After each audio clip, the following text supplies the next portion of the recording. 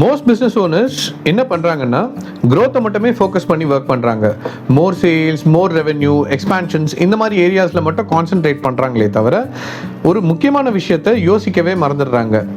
என்னோட பிஸ்னஸ் இந்த மாதிரி க்ரோத் எல்லாம் ஹேண்டில் பண்ணுறதுக்கு ரெடியாக இருக்கா, நான் முதல்ல அதுக்கு ப்ரிப்பேர்டாக இருக்கேனா? ஏன்னா க்ரோத்துன்றது சேல்ஸ் அண்ட் ப்ராஃபிட்டை இன்க்ரீஸ் பண்ணுறது மட்டும் கிடையாது, கூடவே ரிஸ்க்கும் ப்ரெஷரும் சேர்ந்து வரும். அதையுமே நம்ம ஹேண்டில் பண்ண ரெடியாக இருக்கணும். நான் நிறைய பிஸ்னஸ் அப்சர்வ் பண்ணியிருக்கேன். ரொம்ப ஃபாஸ்ட்டாக க்ரோ ஆகும், வெளியிலேருந்து பார்க்க ரொம்ப சூப்பராகவும் தெரியும். பட் சடனாக ஒரு ப்ராப்ளம்னு வந்துருச்சுன்னா இமீடியட்டாக அங்கே கேஷ் ஃப்ளோ இஷ்யூ வந்துடும், கீமேனோட ப்ரெசன்ஸ் இருக்காது, ரிப்பீட்டடாக இந்த பிஸ்னஸ் நிறைய லாஸஸ்லாம் கூட ஃபேஸ் பண்ணுற மாதிரி இருக்கும். இதெல்லாம் இந்த பிஸ்னஸை அப்படியே ஷேக் பண்ணிடும். ஸோ இதனால் இவங்களுக்கு ஆப்பர்ச்சுனிட்டியே இல்லை, திரும்ப கம்பேக் கொடுக்க முடியாது அப்படிலாம் சொல்லிட முடியாது. ஏன்னா those things and all secondary.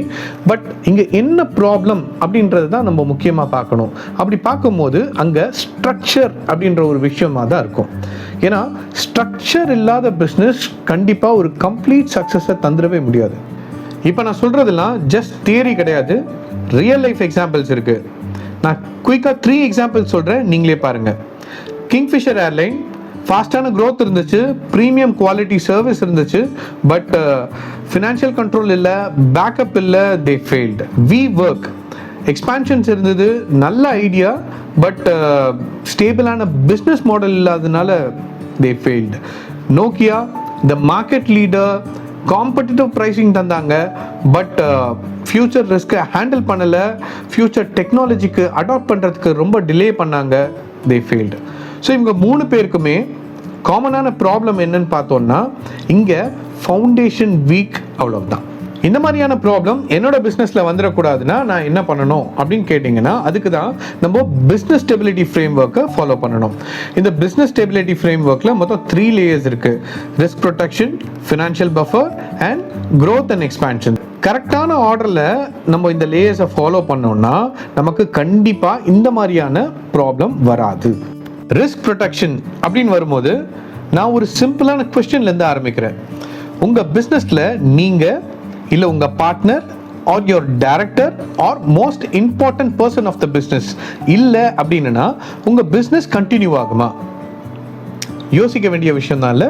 Okay, இதுக்கு தான் நீங்கள் life risk cover, keyman protection, basic risk planning பண்ணணும். இதெல்லாம் இந்த லேயரில் வீக்காக இருக்குது அப்படின்னா தென் உங்கள் பிஸ்னஸ் ஸ்ட்ராங்காக இல்லை அப்படின்னு தான் அர்த்தம். Next layer financial buffer. ஸ்ட்ராங்கான பிஸ்னஸ் கூட கண்டிப்பாக ப்ராப்ளம்ஸ் ஃபேஸ் பண்ணும்.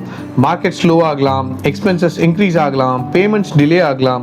ஸோ இங்கே இந்த மாதிரி ப்ராப்ளம்ஸ்லாம் வருது இல்லை அப்படின்றது இம்பார்ட்டன்ட் கிடையாது. இந்த மாதிரி ப்ராப்ளம்ஸ்லாம் வரும்போது நான் அதுக்கு ப்ரிப்பேர்டாக இருக்கேனா அப்படின்றது தான் இம்பார்ட்டன்ட். ப்ரிப்பேர்டாக இருக்கணும்னா எப்படி இருக்கணும் அப்படின்னு பார்த்தீங்கன்னா இந்த மாதிரி விஷயம்லாம் கண்டிப்பாக உங்கள் பிஸ்னஸில் இருக்கான்னு செக் பண்ணிக்கணும். நெக்ஸ்ட் 3 to 6 monthsக்கு எமர்ஜென்சி ஃபண்ட் இருக்கா, பேக்கப் ஒர்க்கிங் கேபிட்டல் வச்சுருக்கோமா, ஓவர் டிராஃப்ட் லிக்விடிட்டி சப்போர்ட் எனக்கு கிடைக்குமா? ஸோ இந்த மாதிரி எல்லாம் விஷயம் என் பிஸ்னஸில் இல்லைன்னா ஒரே ஒரு பேட் மந்த் போதும் உங்கள் பிஸ்னஸே ஸ்டாப் ஆகிறதுக்கு வாய்ப்பு இருக்குது. க்ரோத் அண்ட் எக்ஸ்பான்ஷன்ஸ் அப்படின்னு சொல்லும் போதே நம்ம மைண்டில் பேங்க் லோன்ஸ், இன்வெஸ்ட்மெண்ட்ஸ், எக்ஸ்பான்ஷன்ஸ் இந்த மாதிரி விஷயம்லாம் தான் தோணும். ஆனால் இதெல்லாம் ப்ராசஸ் பண்ணுறதுக்கு முன்னாடி நம்ம risk protection and financial buffer இந்த 2 லேயரை ஸ்ட்ராங்காக பில்ட் பண்ணியிருக்கோமா நம்ம பிஸ்னஸ்லன்னு பார்க்கணும்.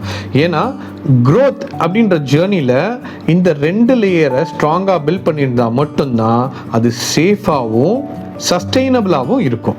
நிறைய பேர் என்ன பண்ணுவாங்கன்னா ஸ்ட்ரெயிட்டாக 3rd லேயர் போயிடுவாங்க, லோன் எடுப்பாங்க, எக்ஸ்பேண்ட் பண்ணுவாங்க, பட் ப்ரொடெக்ஷன், பேக்கப் இந்த மாதிரி விஷயத்தையே மறந்துடுவாங்க. ஆனால் ப்ராப்ளம்னு வந்தேன்னா ஸ்ட்ரகிள் தான். ஸோ இதை நல்லா புரிஞ்சுக்கணும். க்ரோத் கண்டிப்பாக ஒரு பிஸ்னஸ்க்கு தேவை தான், but growth is not first, stability is first. நான் பிஸ்னஸ் ஓனர்ஸ் கூட ஒர்க் பண்ணும்போது இனிஷியலாகவே எந்த சஜஷனும் நான் தரமாட்டேன். நான் ஃபஸ்ட்டு அவங்களோட பிஸ்னஸ் ஸ்ட்ரக்சர் எப்படி இருக்குன்னு பார்ப்பேன், அவங்களுக்கு ரிஸ்க்கு எந்த அளவுக்கு இருக்குது அப்படின்றத ஐடென்டிஃபை பண்ணிவிட்டு அந்த கேப்ஸ் எல்லாம் எப்படி ஃபில் பண்ணலான்ட்டு அனலைஸ் பண்ணிட்ட பிறகு தான் I go for any kind of suggestion or solution.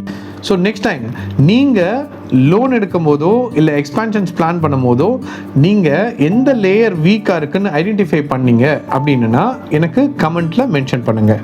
அப்படி இல்லை உங்களுக்கு கிளாரிட்டி வேணும் அப்படின்னா எனக்கு கிளாரிட்டின்னு மென்ஷன் பண்ணுங்கள், நான் உங்களுக்கு ரிப்ளை பண்ணுறேன்.